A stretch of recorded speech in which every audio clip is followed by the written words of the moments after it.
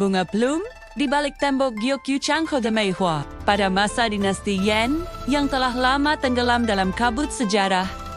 Berdirilah istana Tianhua yang megah. Di balik tembok-tembok Gyeoknya tersimpan kisah cinta yang tidak pernah dicatat dalam kitab kerajaan, namun terus berbisik dari generasi ke generasi.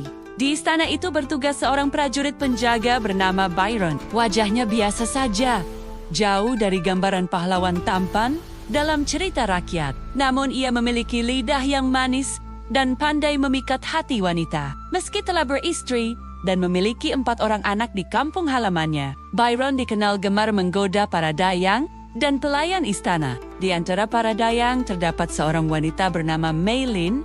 Ia lembut, rajin, dan telah bersuami seorang pengrajin sutra. Berbeda dengan dayang lain yang sering menghindari rayuan Byron, Mei Lin perlahan luluh oleh perhatian kecil yang diberikan sang prajurit. Awalnya hanya sapaan di lorong istana. Apakah bunga plum mekar lebih indah hari ini? Ataukah senyummu yang membuat taman menjadi terang? Kata Byron suatu pagi.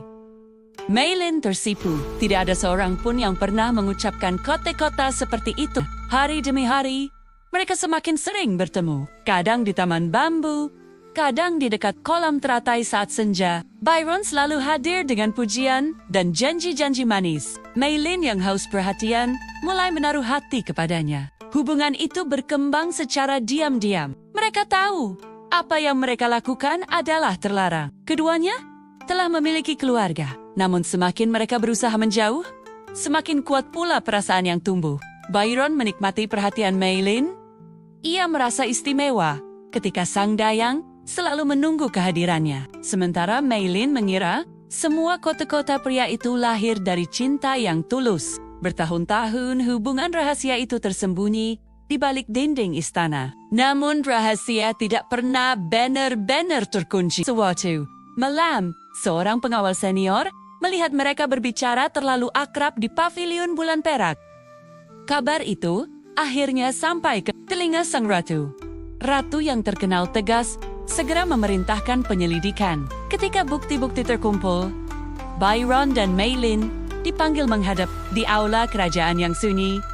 Ratu memandang keduanya dengan tatapan dingin. Kesetiaan adalah tiang penyangga istana. Kalian telah meruntuhkan tiang itu dengan tangan kalian sendiri. Mei Lin menangis dan berlutut memohon ampun, sedangkan Byron hanya menundukkan kepala. Setelah mempertimbangkan hukuman, Ratu menjatuhkan keputusan. Mei Lin diasingkan dari istana dan dikirim ke biara pegunungan jauh di utara. Ia tidak lagi diperbolehkan menginjakkan kaki di Tianhua, sedangkan Byron dipindahkan menjadi penjaga perbatasan di kerajaan sekutu yang sangat jauh dari ibu kota. Perpisahan itu terjadi tanpa pelukan dan tanpa janji. Hanya tatapan terakhir di halaman istana saat fajar. Mei Lin pergi dengan kereta pengasingan.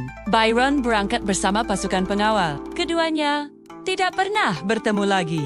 Namun, Byron tetaplah Byron. Ketika pulang menemui istrinya sebelum keberangkatan, ia berkata dengan tenang, Kaisar mempercayaiku menjaga wilayah baru. Ini kehormatan besar bagi keluarga kita. Istrinya tersenyum bangga. Ia tidak pernah mengetahui bahwa perpindahan tugas itu bukan hadiah, melainkan hukuman yang dibungkus kehormatan. Tahun-tahun berlalu. Mei Lin menghabiskan sisa hidupnya di pegunungan, menanam bunga plum, dan menyalin kitab-kitab kuno. Konon setiap musim dingin, ia selalu memandang ke arah selatan, tempat istana yang pernah menyimpan kenangan manis sekaligus luka terdalamnya. Sedangkan Byron tetap menjalani hidupnya sebagai prajurit. Ia membesarkan keempat anaknya dan mempertahankan citra sebagai suami yang setia di mata keluarganya. Penduduk desa kemudian menciptakan sebuah legenda. Mereka percaya bahwa setiap kali bunga plum pertama mekar sebelum salju mencair, itu adalah air mata Mei Lin yang berubah menjadi kilopak-kilopak putih. Dan ketika angin musim semi berembus dari arah selatan, itu adalah bisikan kata-kata manis Byron yang masih tersisa di dunia. Maka lahirlah pepatah kuno. Bunga yang tumbuh di tempat terlarang akan mekar paling indah, tetapi jarang berbuah kebahagiaan. Dan kisah Byron serta Mei Lin dikenang bukan sebagai kisah cinta sejati, melainkan sebagai pengingat bahwa perasaan yang dibiarkan tumbuh tanpa batas seringkali membawa luka. Bukan hanya bagi dua hati, tetapi juga bagi keluarga yang menunggu mereka pulang. Terima kasih sudah menonton. Sampai jumpa di video selanjutnya.